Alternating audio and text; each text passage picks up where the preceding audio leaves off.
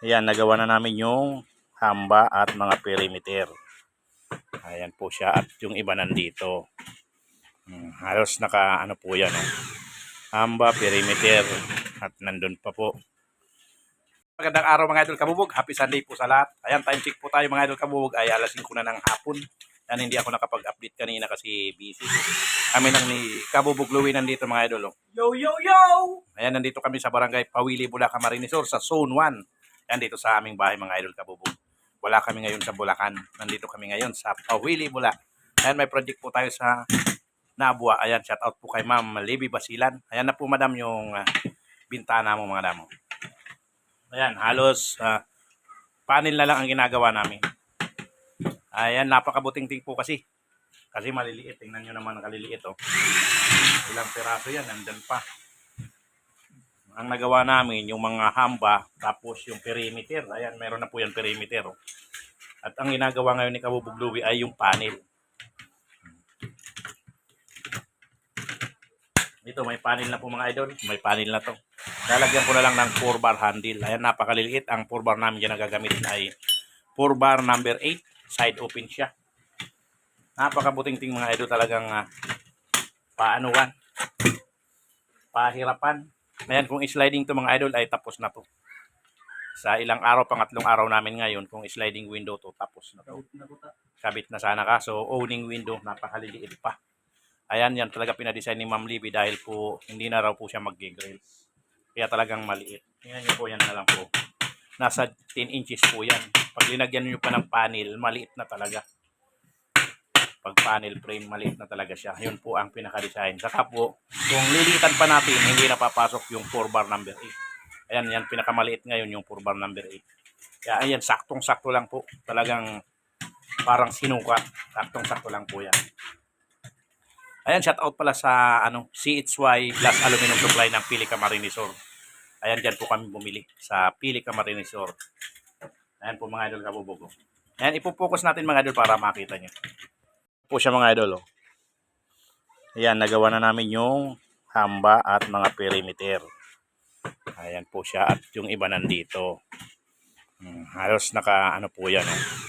Hamba, perimeter at nandun pa po.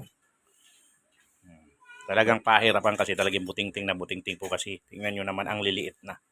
Hindi na makapasok talaga ang tao dyan. Ayan o. Ginagawa ni Kabubog Louie. Yo, yo, yo! Ayan, ngayong araw mga idol, kaming dalawa lang gumawa. Kahapon at nung isang araw, kasama ko yung aking bayaw na installer din dito sa Bicol. At ngayon, kami lang po. Kami lang gumagawa ni Kabubog Louie dahil may pinuntahan siya.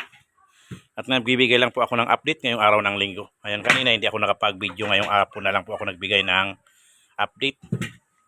Para kahit pa paano mayroon tayong video. Ayan, shout out po sa mga subscriber natin dyan, 6 viewer, solid supporter natin dyan, sa mga OFW po natin dyan, na walang sawang sumusuporta at nanonood ng ating vlog. Ayan, shout out po sa inyong lahat. Mag-iingat po kayo palagi. Ayan, kay Ma'am Maria Lourdes and Sir Odi, ayan, shout out po sa iyo ma'am. Kay Ma'am Marieta and Sir Jomel, ayan, shout out po. At sa mga lahat pong OFW na nakapalo sa ating Facebook page, nakasubscribe po sa ating YouTube channel, ayan, shout out po sa inyong lahat. Ayan po ang ginagawa namin. Ayan, dami pa pong aluminum na bubuuin namin. Oh. Ayan pa. Sa mga panel pa po yan. At yung mga hamba natin, mayroon pa talaga yung mga maliliit, hindi pa namin nagawa halos. Ang naano pa lang namin yung mga malalaki. Ayan o. Ayan pa lang ang nabuo namin. Ayan, dami pong bintana yan. Saka talagang napakabuting-ting ng gawin kasi ang liliit. Ayan po ang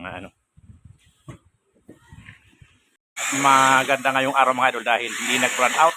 Nung unang araw kasi namin ay nag-run out halos 2 PM na dumating yung kuryente. Pero nag-overtime naman kami. At kahapon, nakagawa kami diretso.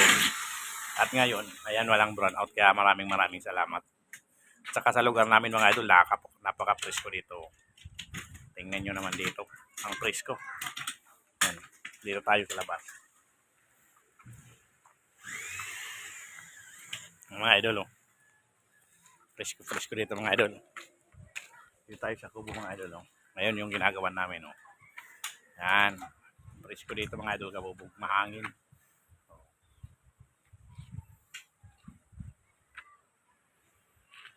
Ayan mga idol.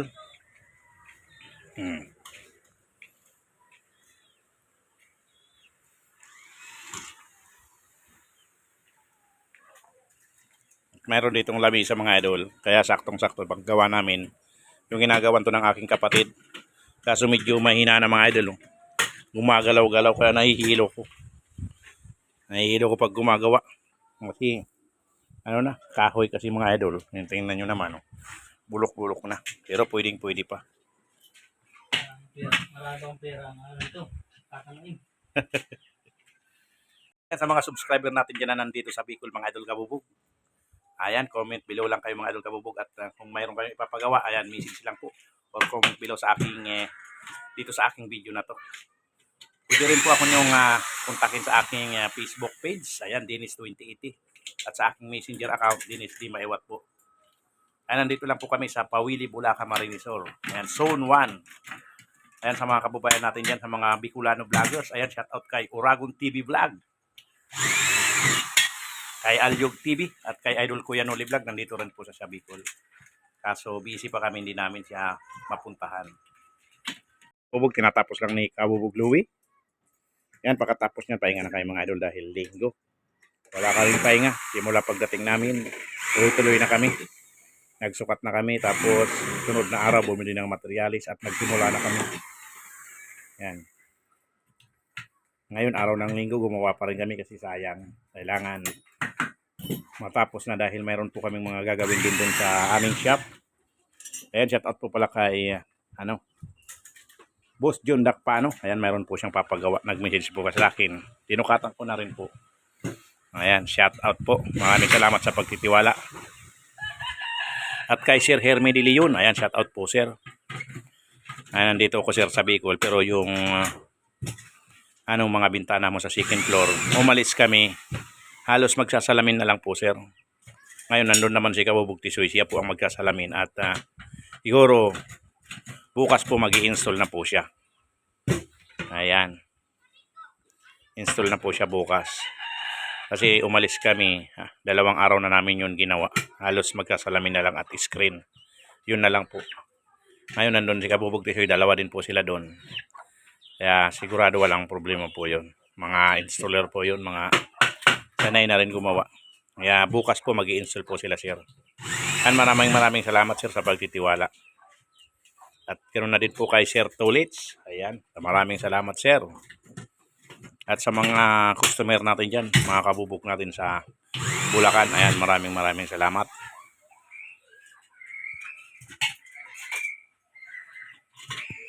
Ayan po mga idol. Napakaliliit na talaga mga idol. Ayos ang salamin mga idol ay 6 inches na lang. Napakaliliit na talaga. Talagang, ang gusto po kasi ni Ma'am Libby, hindi na siya magpapagawa ng grills. Kaya maliliit ang owning niya para double purpose. Hindi na po siya magpapagawa ng grills. Yan. Yan na lang. Kaya dyan po ang design niya. Good idea. Napakaayos naman mga idol kabubog. Kaso buti lang gawin. Halos 6 inches na lang po ang opening ng panel. Talagang hindi na makakapasok ang tao. Ayan. Ayan mga idol. Inaayos na ni Kabubog Louie. Ayun na. Ayun yung iba mga idol. Ayan. Inaayos niya para sunod-sunod. And maraming salamat mga idol sa mga viewers, subscriber natin na patuloy na sumusuporta at walang sawang nanonood sa aking video. Ayan, maraming salamat po. Sana po hindi po kayo magsawang sumuporta at manood sa aming video. And hanggang dito na lang mga idol kabubog. See you on my next video. Bye-bye.